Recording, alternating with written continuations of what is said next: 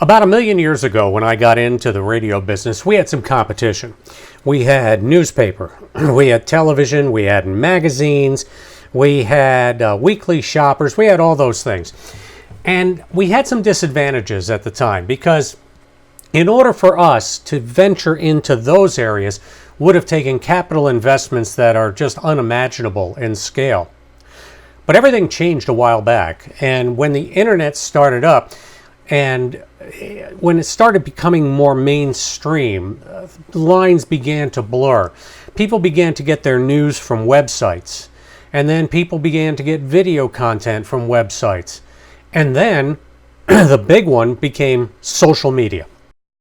Now people connected from all over the world with each other. And they converse on a daily basis. And it's not just the kids. I dare you to go out any given day and look around and see that it's not 17 and 18-year-olds with their heads stuck in their phones. It's a lot of older folks too. In fact, on Facebook, there's graphics that show you that people in their 60s, 70s, and above are on Facebook for extended periods of time. Same with Instagram. And I'm going to concentrate on those two because those are the major players in the demographics that we're looking at. Those people who are 35 years old and up. And now we come to the interface between radio, which has become the dominant medium now, and of course it is the first social medium, and social media as we know it, in this case Facebook and Instagram. People tend to not believe news and things that they read on Facebook and Instagram because we all know how made up it is. But they do believe references from their friends and neighbors. That's why you have a lot of like orchids and onions sites or sites where people say go here, don't go there. It's their neighbor, so they tend to believe it. And our job now is to insinuate ourselves in there without getting ourselves blocked. It's a delicate balance. You can't just go advertising into these places and expect not to be just completely blocked by people or ignored.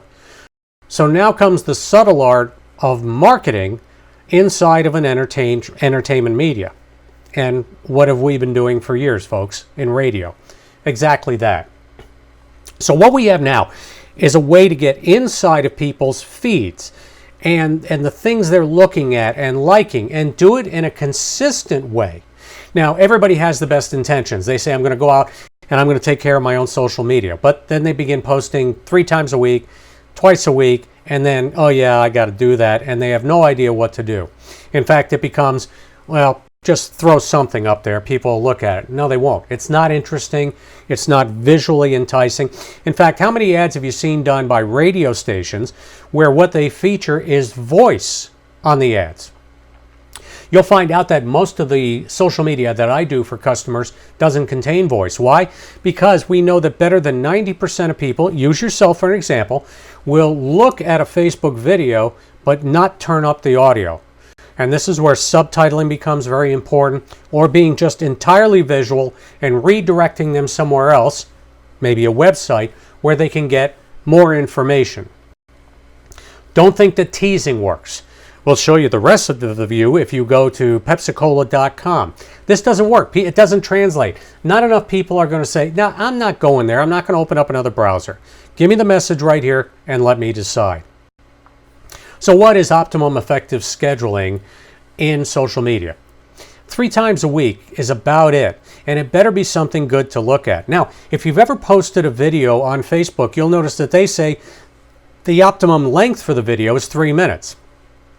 Yes and no. The optimum length for a video is 3 minutes, but that's an explainer video, and it's usually something like where you're watching, oh, I don't know, these people in the Antarctic freeing the seals from an ice floe. And those videos will carry people through, but those are professional videos that are not advertisements. I'm telling you, you put a 3-minute ad up there, they'll be gone in the first 3 to 10 seconds, and we can track that on every single video that goes up. But we want something that catches their eyeballs, and it's got to be moving, it's got to be attractive, it's got to be something that they'll say, oh, and I don't mind seeing this. And then from time to time, you will also find that insinuating other things in there that are not sale messages or not about their business keeps people interested. And that's where my company comes in. First of all, we do understand marketing messages. We do understand how to put them in together in a way that makes people maybe want to know a little more. If you're selling pet rocks, I'll give it my best shot. But I'm here to tell you that not everything is easily sold through influence marketing, being marketing through either Facebook or Instagram.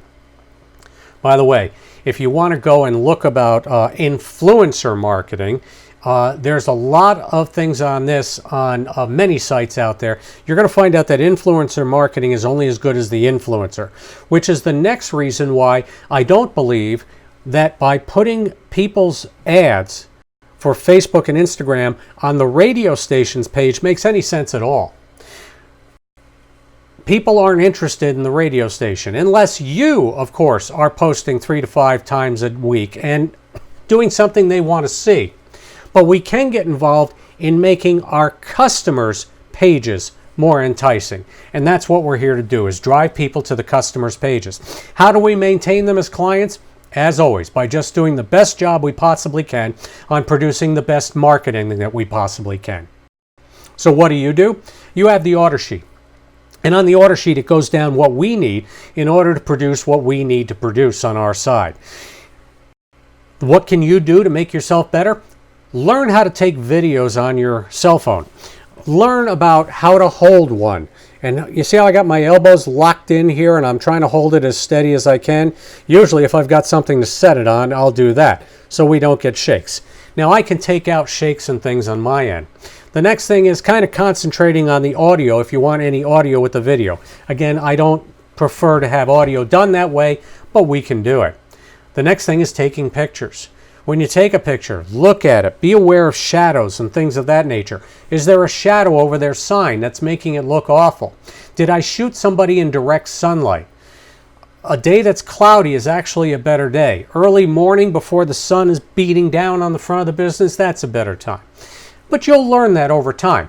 And I suggest when you use the order form, you fill out the information on your cell phone. I'm not going to call you. I'm going to text message you and say, hey, we need some clarification on this, or we may need this to be reshot. Do you need a drone shot? Yeah, we can do those things. Do you need interior shots done by a pro? Yeah, we can do those things too. But these are not necessarily the end-all be-alls. You will be surprised what we can do with a picture from your cell phone to make it look fabulous.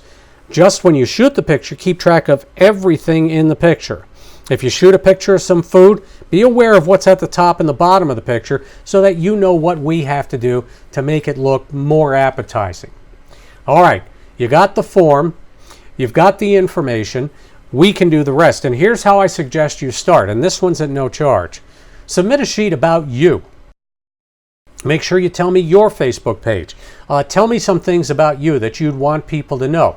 Give me 10 or 20 pictures of you, not this picture, Everybody does this. Oh, I'm so busy, I can't get off the phone to have my picture taken. Pictures of you with other people. Pictures of you doing things you like. Pictures of you dressed up for business or climbing the side of a mountain. And let me do something for you that shows what you do. By the way, again, our best videos are going to be about 20 to 23 seconds long, some shorter. So go ahead and submit that order form, send it off to me, and let me show you what I'm going to do just for you, and then you'll get an idea of what we can do for your customers. Any questions? All you have to do is text me. The number should be right about here somewhere, or here. Maybe it's over there. I don't know. It's somewhere down here. The number will come up. You can text me at that number and ask me questions. Calling me, phone rings all the time. Text me, you'll probably get an answer back quickly.